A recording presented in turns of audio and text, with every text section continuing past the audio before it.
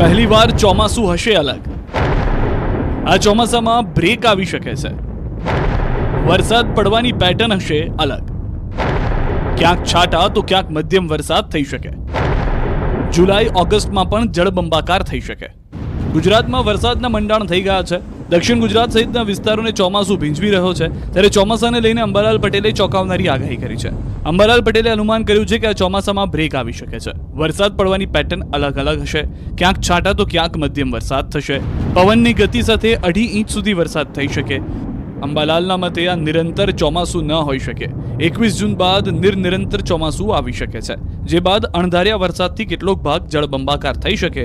બીજી તરફ 21મી જૂન બાદ ગુજરાતમાં ગરમીમાં ઘટાડો થશે। 21 જૂનથી વરસાદ ધબધબાટી બોલાવશે। જુલાઈ ઓગસ્ટમાં પણ સારું ચોમાસું રહેશે। સપ્ટેમ્બરમાં લાનીનોની અસરે ગુજરાતમાં પાછોતરો વરસાદ પણ સારો થઈ શકે છે। આ વખતે ઓક્ટોબર સુધી વરસાદ રહી શકે છે। 21મી જૂન બાદ આદ્રા નક્ષત્રમાં ચોમાસું સારું રહેશે। આ ચોમાસામાં બ્રેક આવી શકવાની શક્યતા રહે છે, કારણ કે ચોમાસું તો ભિન્ન ભિન્ન ભાગોમાં આવશે। દક્ષિણ ગુજરાતના ભાગો, દક્ષિણ સૌરાષ્ટ્રના ભાગો, સૌરાષ્ટ્રના અન્ય ભાગો, ઉત્તર ગુજરાતના ભાગો, પંચમહાલના ભાગો, મધ્ય ગુજરાતના ભાગોમાં વરસાદ થશે। પણ આ વરસાદ જે છે એ કોઈ ઠેકાણે છાંટા છૂટી, કોઈ ઠેકાણે હળવો, તો કોઈ ઠેકાણે મધ્યમ વરસાદ થશે। અને પવનની ગતિ સાથે કોઈ ઠેકાણે 1 ઇંચ 2 ઇંચ કે તેથી વધુ પણ વરસાદ થઈ શકે, પરંતુ આ નિરંતર ચોમાસું ન કહી શકાય। તો હવે વાત ગણેશ જાડેજાના વિરોધની।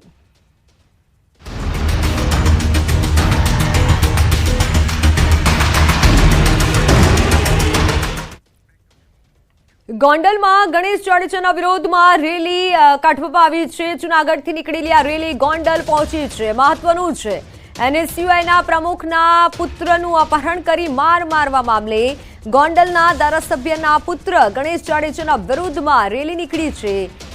કડકમાં કડક સજાની માંગ અત્યારે લોકો કરી રહ્યા છે। દ્રશ્યો સામે આવી રહ્યા છે ગોંડલથી। હાલ ગોંડલ ખાતે આ રેલી પહોંચી ચૂકી છે અને વિરોધ પ્રદર્શન કરી રહ્યા છે। આ વિરોધમાં રેલી કાઢવામાં આવી છે। જૂનાગઢથી નીકળેલી રેલી ગોંડલ પહોંચી ચૂકી છે। કડકમાં કડક સજા થાય આરોપીને તેવી માંગ ઉઠી છે।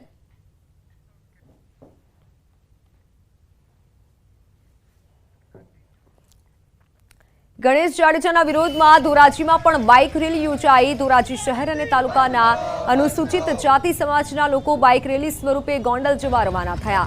ગણેશ જાડેજાને વધુમાં વધુ કડક સજા થાય તેવી માંગ સાથે ગોંડલમાં આજે અનુસૂચિત જાતિનું મહાસંમેલન યોજાશે।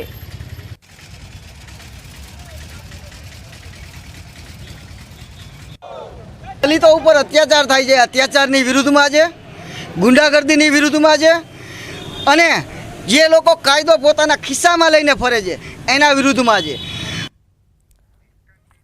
NSUIના પ્રમુખનું અપહરણ કરી મારવાના કેસમાં જૂનાગઢ જિલ્લા અનુસૂચિત જાતિ સમાજ દ્વારા તેના વિરોધમાં રેલીનું આયોજન કરવામાં આવ્યું। ગોંડલના MLAના પુત્ર ગણેશ જાડેજા સહિત 10 જેટલા લોકોને જેલ હવાલે કરી દેવાયા છે। ત્યારે વિરોધ કરી માંગ કરી રહ્યા છે લોકો કે આવી દાદાગીરી સામે અમારો વિરોધ છે। કડકમાં કડક સજા થવી જોઈએ।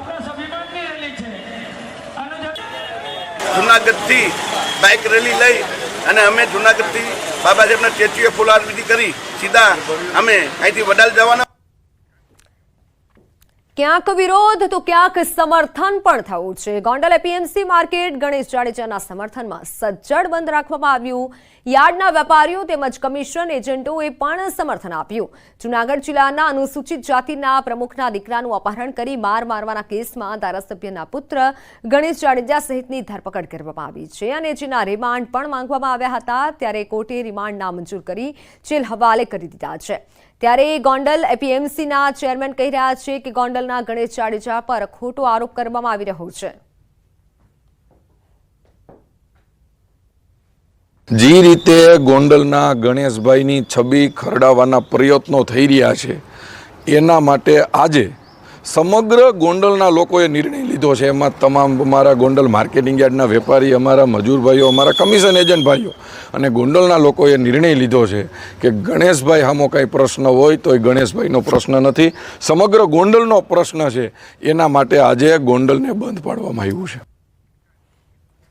તો આ તરફ ગણેશ ગોંડલના સમર્થનમાં જામવાડી અનીડા ગામ સહિતના ગામો સજ્જડ બંધ છે. ગોંડલ તાલુકાના ગ્રામજનો સ્વૈચ્છિક ગણેશસિંહ જાડેજાના સમર્થનમાં બંધમાં જોડાયા છે. ત્યારે જામવાડી ગામના આગેવાનો કહી રહ્યા છે કે ગણેશ જાડેજા પર ખોટા આરોપો કરવામાં આવી રહ્યા છે અને આથી તેમના સમર્થનમાં સ્વૈચ્છિક બંધ રાખ્યું છે. અમે એટલા માટે પોસ્ટર લગાડ્યું છે, આ ગામ 30 વર્ષથી હીરાસિંહ જાડેજાના પરિવાર સાથે જોડાયેલું છે. આ ગામમાં તમે એકવાર આંટો મારી લ્યો કે આ ગામમાં કેટલા લોકો હીરાસિંહ જાડેજાના પ્રેમમાં છે. પ્રેમમાં હોવાનું કારણ એ કે અમારા ટાઈમે અમને દરેક વખતે કાયમ આવ્યા છે. તો આજે અમે જ્યારે અમારું ઋણ અદા ન કરીએ તો ઈશ્વર પણ માફ ન કરે. રાજકોટ ગોંડલના ગણેશ જાડેજાના સમર્થનમાં ગોંડલ તાલુકાના લોકો આવ્યા છે. ગોંડલ શહેર તેમજ ગોંડલ તાલુકાના 84 જેટલા ગામોના લોકો બંધ પાડી ગણેશ જાડેજા તેમજ હીરાસિંહ જાડેજાના પરિવારજનોને સમર્થન જાહેર કર્યું છે. ગોંડલમાં પણ કોઈ અનિચ્છનીય ઘટના ન બને તે માટે રાજકોટ, જામનગર, સુરેન્દ્રનગર, દ્વારકા તેમજ મોરબી જિલ્લાનો પોલીસ સ્ટાફ ફાળવાયો છે. જેમાં 4 ડીવાયએસપી, 11 પીઆઈ, 34 પીએસઆઈ, 400 જેટલા પોલીસ જવાનો અને 95 હોમગાર્ડના જવાનો સહિત કુલ 600 જેટલા પોલીસ કર્મચારીઓ તેમજ અધિકારીઓ બંદોબસ્તમાં તૈનાત રહેશે.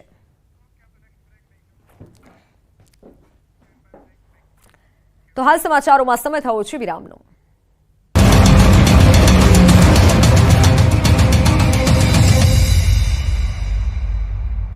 ખેડૂતો આકાશ પર મીટ માંડીને બેઠા હતા તે મેઘરાજાની ગુજરાતમાં પધરામણી થઈ ગઈ છે. ગુજરાતમાં 15 જૂનની બદલે 4 દિવસ વહેલું ચોમાસું આવી પહોંચતા ખેડૂતોની ખુશીઓનો કોઈ પાર નથી. હવામાન વિભાગે સત્તાવાર રીતે ગુજરાતમાં નૈઋત્ય ચોમાસું બેસી ગયાની જાહેરાત કરી દીધી છે. એટલે કે હવે ગુજરાતીઓને ગરમીથી નહીં પરંતુ વરસાદથી ભીંજાવું પડશે. એટલે રેઇનકોટ અને છત્રી લઈને જ ઘરની બહાર નીકળજો, કેમ કે હવામાન વિભાગે 6 દિવસ સમગ્ર રાજ્યમાં સાર્વત્રિક વરસાદની આગાહી કરી છે. હવામાન વિભાગના કહેવા પ્રમાણે 17 જૂન સુધી ગુજરાતના વિવિધ જિલ્લાઓમાં ગાજવીજ સાથે વરસાદ તૂટી પડશે. ત્યારે આગામી 5 દિવસ ક્યાં ક્યાં વરસાદ પડશે તેના પર નજર કરીએ તો 12 જૂને પંચમહાલ, દાહોદ, મહીસાગર, વલસાડ, તાપી, ડાંગ, સુરત, ભરૂચ, નર્મદા, છોટાઉદેપુર, વડોદરા, અમરેલી, ભાવનગર, ગીર સોમનાથ, દીવમાં વરસાદની આગાહી છે.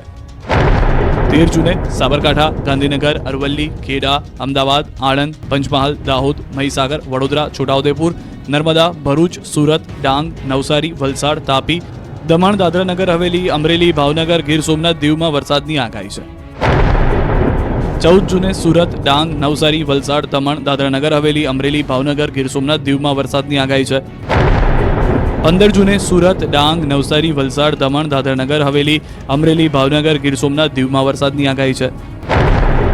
16 જૂને નવસારી, વલસાડ, દમણ, દાદરા નગર હવેલી, અમરેલી, ભાવનગર, ગીર સોમનાથ, દીવમાં વરસાદની આગાહી છે.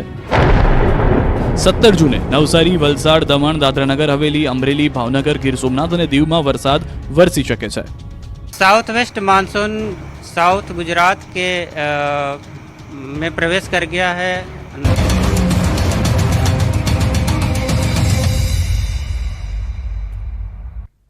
Welcome back. વડોદરામાં રણોલી રેલવે યાર્ડમાં આગનો બનાવ બન્યો છે. ટ્રક ઓવરલોડ કરતા સમયે ટ્રકમાં આગ લાગી હોવાની માહિતી સામે આવી રહી છે. આગે વિકરાળ સ્વરૂપ ધારણ કરતા ધુમાડાના ગોટે ગોટા નીકળ્યા હતા. આગની જાણ ફાયર વિભાગને કરાતા ફાયર